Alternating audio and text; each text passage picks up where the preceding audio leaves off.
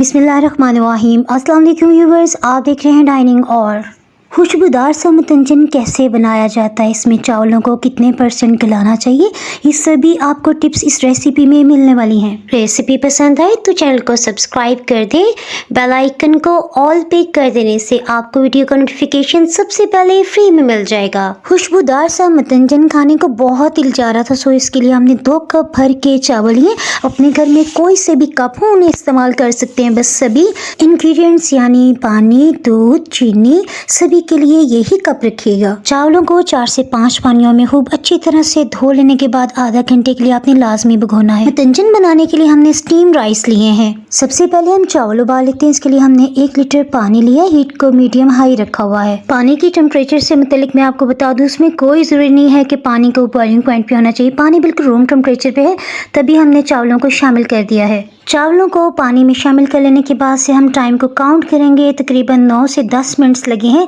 पानी में चावल अच्छी तरह से उबल गए हैं, ये तकरीबन 85% तक गल चुके हैं। सो हमने चावलों को छान लिया है। इसे साइड पे करते हुए दूसरे पैन में हम आधा कप कुकिंग ऑयल ले रहे हैं। आप चाहें तो इसमें घी भी शामिल कर सकते हैं। मतंजन को खुशबूदार बनाने के लिए 1 बड़ी काली इलायची, 2 से 3 लौंग, 1 स्टार एनीस यानी के बादियान का फूल। हीट को मीडियम लो रखा हुआ है। जैसे ही ऑयल कड़कड़ाने लग जाएगा, उसके बाद अब अपनी पसंद के कोई से भी ड्राई फ्रूट्स हो अच्छी तरह से धो लेने के बाद इसमें शामिल कर दें। ड्राई फ्रूट्स को हमेशा केमिकल लगा के महफूज किया जाता है, सो इन्हें अच्छी तरह से धोना बहुत ज़रूरी है।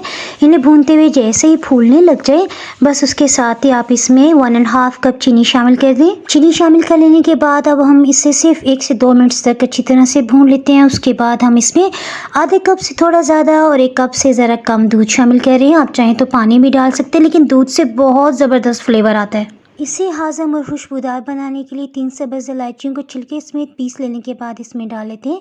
इसमें एक उबाल आ रहा है, अच्छी तरह से मिक्सअप कर लेते हैं। दूध में चीनी डालते हुए इतनी देर पकाएंगे जब तक चीनी मुकम्मल तौर पर घुल नहीं जाती है, मिक्स नहीं हो जाती, तब तक हमने इसे लाजमी पकाना है। चावल बहुत तेज़ गर्म थे, सो मैंने पहले आपको चेक करके नहीं बताया। ये देखें, तकरीबन इसमें सिर्फ 1 कनी रह गई है और ये 85% तक गले हुए हैं।